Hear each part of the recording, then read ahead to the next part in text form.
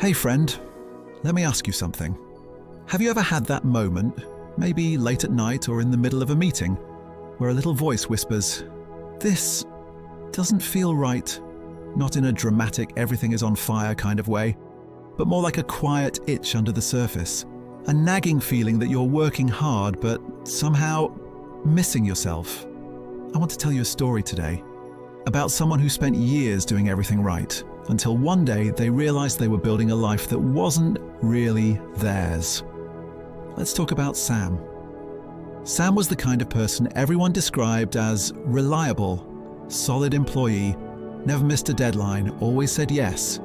He'd studied the way you're supposed to succeed, improve your weak spots, be well-rounded, grind harder, do what's expected, and for a while it worked. He climbed steadily in his career, got promoted, made decent money, but it never felt like he was thriving. He was tired, but not from laziness, from effort without purpose, and yet he kept telling himself the same thing.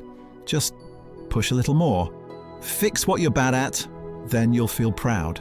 So he took another course, worked on his public speaking, tried to network better. He didn't enjoy any of it, but he believed that success meant stretching your flaws until they snapped into shape.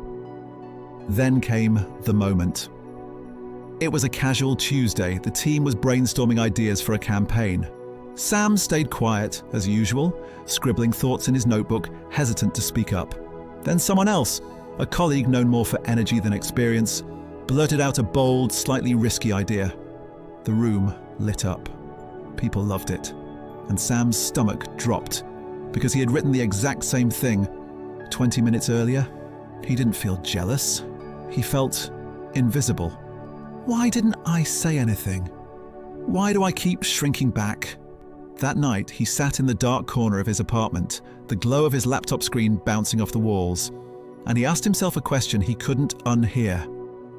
What if I've been trying to be good at the wrong things? That question haunted him. He started noticing all the places where he dimmed his own light, the jobs he didn't apply for because they felt too bold, the skills he avoided because they weren't professional enough. He remembered being told in school to focus on what he lacked, that strengths were something you were born with. And if you didn't have them, well, too bad. But what if that was never true? What if strengths weren't set in stone, but muscles you could build? What if he was wasting time trying to become a fish that could climb a tree instead of realizing he was already made for the water? That realization cracked something open. Sam didn't flip his life upside down. He didn't quit his job or move to Bali or launch a startup the next morning. He just started noticing what gave him energy. He realized he was incredible at synthesizing ideas, taking something messy and turning it into something clear. He was a natural connector. People trusted him, confided in him, felt safe in his presence. And slowly, he started saying yes to the things that made him feel more alive, and no to the things that drained him. He pitched a project using his unique lens. It wasn't perfect, but it was his. He stopped signing up for every workshop on his weak areas and instead doubled down on what he did best. And guess what? Things started to shift. Not overnight, not in some fireworks-filled transformation, but in small, steady waves. He was more present, more confident. Colleagues started noticing. Opportunities found him, the kind that actually fit. And for the first time in a long time, he didn't feel like he was faking it. He felt like he was home. A few months later, Sam got asked to mentor a new hire. She said something that stopped him cold.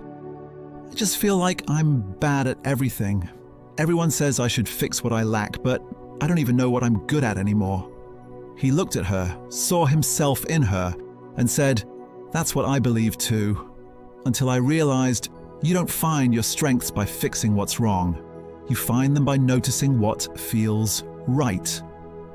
That conversation stayed with him because he wasn't just helping her. He was saying something he wished someone had told him years ago. So let me ask you this. Where are you pouring your effort? Are you trying to fix what's wrong, or are you listening to what's already strong inside you? What if success isn't about being everything to everyone, but about being fully yourself? You don't get stronger by knowing what your strengths are. You get stronger by using them again and again until they become your edge. You don't have to blow up your life to find your way back to it. Sometimes all it takes is one moment of honesty. So maybe this is that moment. Maybe you've been chasing the wrong thing. Maybe it's time to stop trying to be someone else and start becoming more of you. Thanks for listening. And if something in Sam's story hit home, just sit with it. No pressure, no checklist. Just listen to the part of you that's been quiet for too long. I'll see you next time.